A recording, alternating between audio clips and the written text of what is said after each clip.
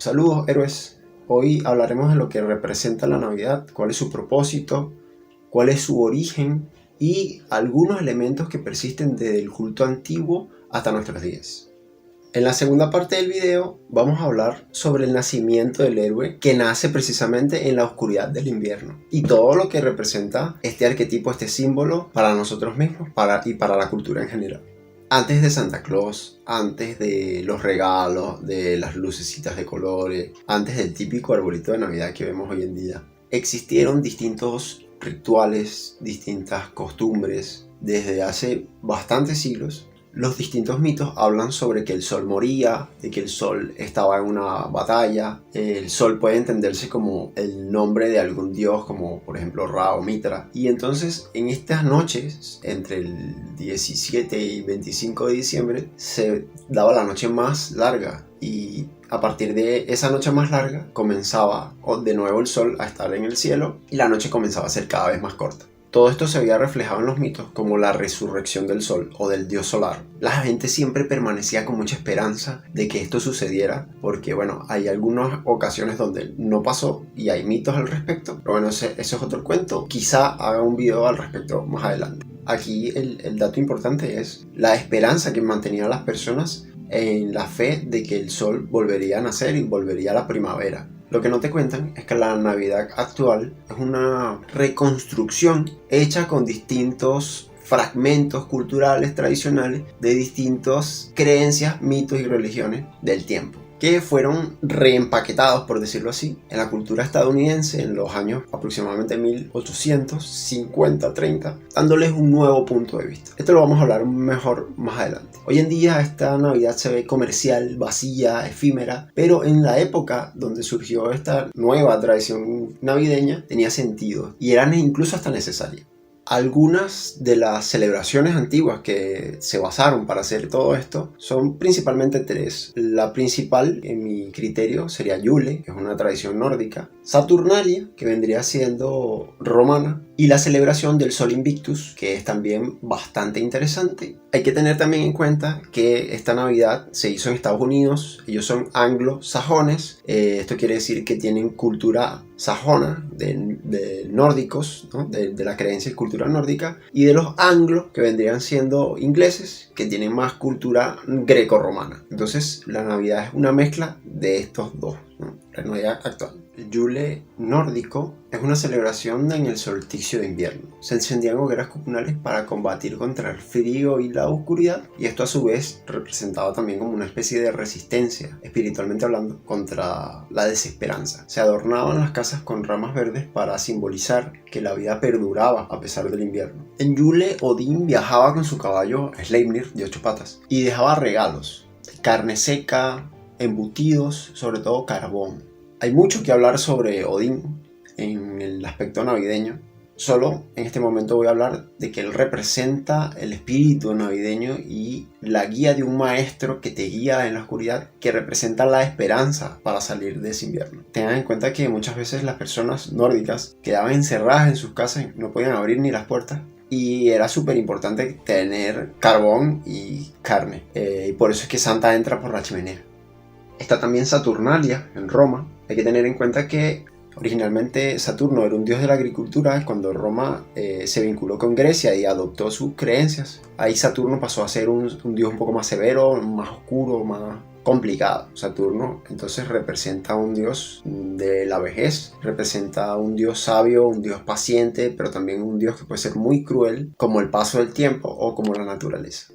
Hay que analizar ese símbolo ahí. Su celebración en general era caótica. Hay que tener en cuenta que la celebración de Saturnalia era desde el 17 hasta el 23 de diciembre y en todas estas fechas había un día, no recuerdo exactamente cuál, creo que era el 21, donde se hacía una cena. En esta cena se invertían los papeles entre amos y siervos o esclavos. Entonces los amos le servían la comida a los esclavos y comían todos en la misma mesa en representación de la igualdad y la armonía, por decirlo así. En las casas se convivía con alegría, se celebraba, pero también había mucha locura, mucho caos en general. Se permitían a veces ciertas licencias fuera de la ley. A veces ocurrían desgracias y eso fue permeando también en el tiempo. Aquí también se adornaba con ramas verdes y se tenía la costumbre de regalar, de hacer regalos entre todos, sobre todo de velas, en representación del próximo venimiento del sol y la próxima cosecha para la primavera. El culmen de toda la celebración de Saturnalia era el 25 de diciembre con la fiesta del Sol Invictus. Aquí ya el sol tenía varios días que había pasado el solsticio y ya los días empezaban a ser un poco más largos y las noches un poco más cortas. Entonces el sol una vez más vencía, por eso se llama Sol Invictus, el sol invencible, por traducirlo de esa forma. Acá también se celebraba con velas y se hacían desfiles. La fiesta del Sol Invictus tiene que ver con el dios Mitra. En este periodo hay distintas fuentes que hablan que las bolas de Navidad refieren al disco solar. Hay otras donde se habla de que es lo que Saturno le cortó a Urano. En todo caso, se han usado desde hace bastante tiempo, sobre todo poniéndolas al árbol. Ahora, en Estados Unidos se da un sincretismo entre lo político y lo religioso en las fechas de 1820 y 1880. Este es un periodo en el que se va gestando la Navidad que conocemos hoy en día. Antes de esto, las Navidades eran bastante extrañas, tenían distintas costumbres, distintas tradiciones. Cada pueblo, cada ciudad tenía distintas formas de celebrar la Navidad. Incluso en algunos casos era bastante complicado. Incluso se llegó a prohibir en algunos estados de Estados Unidos, valga la redundancia. Por lo general, y como se sigue viendo, se celebraban con muchas borracheras, eran básicamente como carnavales. Incluso la gente iba de puerta en puerta, no para cantar villancicos, sino como para hacer maldades. Y bueno, fue prohibida en distintas ciudades y pueblos de Estados Unidos. Como Estados Unidos es un país donde no tiene un arraigo cultural, ellos vienen de, la mayoría, vienen de Inglaterra, sin embargo no se sienten ingleses y tampoco son nativos, no son indígenas, por decirlo así, de Norteamérica. Entonces ellos tuvieron una crisis de identidad más o menos en estas mismas fechas, entre los 1800 y los 1820. También hubo una gran migración y la industrialización también formó parte importante de la creación de la Navidad como la conocemos hoy en día. Y fue allí donde se trató de retomar una vez más esta tradición. Todo esto fue caldo de cultivo para crear una Navidad hogareña, moral, donde fuese un refugio emocional para las personas y donde adquiriera valor la familia. Comento todo esto porque es importante tener un poco en cuenta el trasfondo social y cultural de donde viene la Navidad que conocemos hoy en día y el símbolo que representa psicológicamente. O en otras palabras, el arquetipo del que nos hablan los mitos de la Navidad para que nosotros lo reflexionemos y veamos cuál es la moraleja detrás de todo aquello. Permítanme comentarles que hoy es 25 de diciembre. Son las 10:40 de la mañana, he querido grabar este video durante muchísimos días, he tenido cualquier cantidad de inconvenientes, incluso ahorita se me dañó el trípode, pero aún así voy a grabar el video en la mano y bueno, espero que todo quede bien. Aprovecho este inciso también para pedirles que me comenten, suscríbanse si les parece interesante todo esto, compártanlo con algún conocido, con algún amigo. Y bueno, dicho esto, continuamos. Como hemos visto, la Navidad se celebra desde hace miles de años, porque es una fecha que representa el nacimiento del héroe solar, que representa el sol, que nace en el punto más oscuro del mundo de la humanidad. Cuando el mundo parece más oscuro o más difícil, nace el héroe que va a salvarnos. Y esto, psicológicamente hablando, representa el surgimiento del ser interior después de haber pasado por un proceso de caos o de dificultad. Y como ya les he comentado, Jesús no es el único, también está Krishna, está Horus, Mitra, está Quetzalcóatl y también están los dioses nórdicos Bragi y Baldur. Entonces podríamos decir que el símbolo oculto de la Navidad es el arquetipo universal del nacimiento del héroe, del guerrero de la luz. Y en el caso de Jesús, que nace en un pesebre, dándole un origen humilde, al igual que algunos de los anteriores que nombré, muchas veces también con un origen triste, oscuro y a veces incluso hasta miserable, que es donde nace lo sagrado que representaría el nacimiento de nuestra propia voluntad.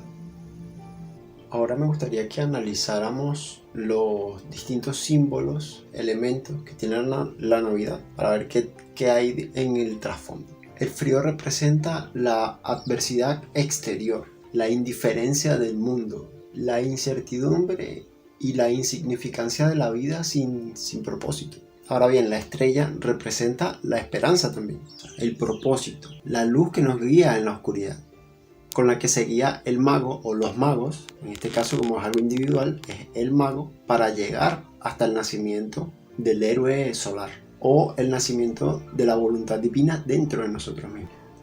Los regalos que llevan esos magos representan las virtudes de uno mismo, que uno como mago debe cultivar. O sea, aquí habría que hablar del arquetipo del mago, que en otro momento, en otro video quizás lo hablemos bien.